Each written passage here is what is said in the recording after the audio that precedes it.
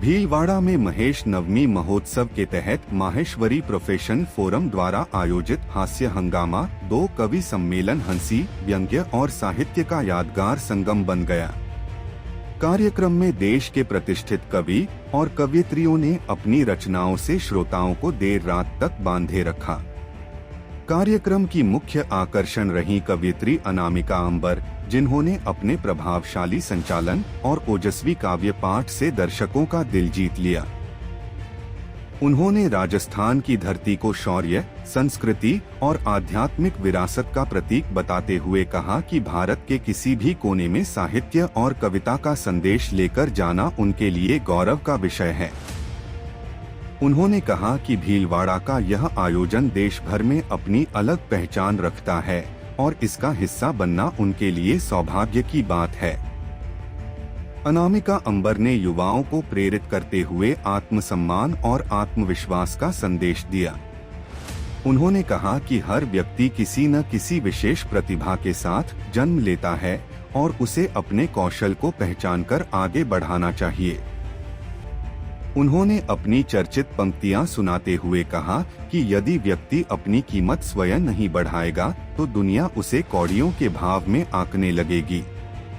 प्रधानमंत्री नरेंद्र मोदी के नेतृत्व में 12 वर्षों के कार्यकाल पर भी उन्होंने अपनी राय रखी।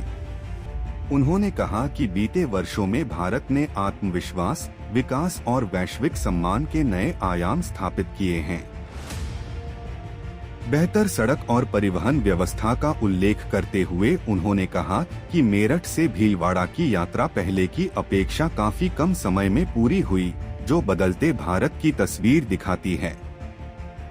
कवयित्री ने स्पष्ट शब्दों में कहा कि लोकतंत्र में अपने विचार खुलकर रखना आवश्यक है और व्यक्ति में सच को सामने कहने का साहस होना चाहिए।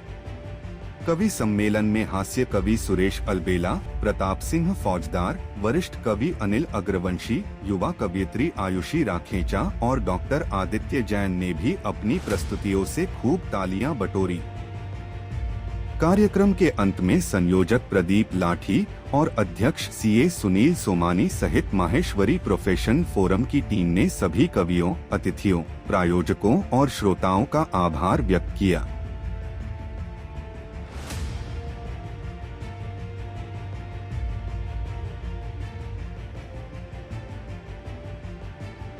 राजस्थान में आना अपने आप में ही एक बड़ा गौरव का विषय होता है और मैं तो कहती हूँ कि जो भूमि देवताओं की परम पावन विरासत है, जहाँ सत्यम शिवम और सुंदरम हर क्षण मुहूर्त है, धर्म सत्कर्म संस्कृति सभ्यता कर्तव्य का मंदिर, हमें है गर्व जिस पर वो हमारा देश भारत है। तो हमारा देश भारत, उसके किसी भी कोने में माँ शारदे के इस वरदान को लेकर के जाना, कविताओं को लेकर के जाना, साहित्य के उस माहौल को, उस परिवेश को जीना अपने आप में ही गौरव का विषय होता है। तो मैं उसी गौरव से अभिभूत हूँ और बहुत सौभाग्यशाली हूँ कि मैं राजस्थान की इस धरती पे हूँ। भीलवाड़ा का ये जो कार्यक्रम है बहुत प्रसिद्ध कार्यक्रम है और हास्य हंगामा 2 जो आज इस बार होने जा रहा है, उसका मैं आज हिस्सा बनूंगी। तो बहुत अच्छा लग रहा है। देखिए, आपने कहा है कि सबसे बड़ा चेहरा कहा जाता है और फॉलो भी करते हैं, तो एक सलाह मैं सबको देना चाहूँगी जो लोग मुझे सुन रहे हैं।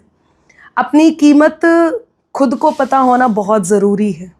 जब आप अपने दम पे कुछ करते हैं और जो वरदान आपको मिला है, हर व्यक्ति किसी न किसी कौशल के साथ पैदा होता है, तो जब दूसरों को देखे बिना केवल प्रेरणा मानते हुए अपने आप को, अपने कौशल को जीवित रखता है और उसी को अपने जीवन का लक्ष्य बना लेता है, तो वो कहीं ना कहीं अनामिका अंबर होता होगा। एक बात कहूँगी कि हर दर पे सर झुकाना है जिसके स्वभाव में, भटका है सदा रख के पाँव 2-2 नाव में, और कीमत जो हमने अपनी खुद ही ना बढ़ाई तो दुनिया खरीद लेगी कौड़ियों के भाव में।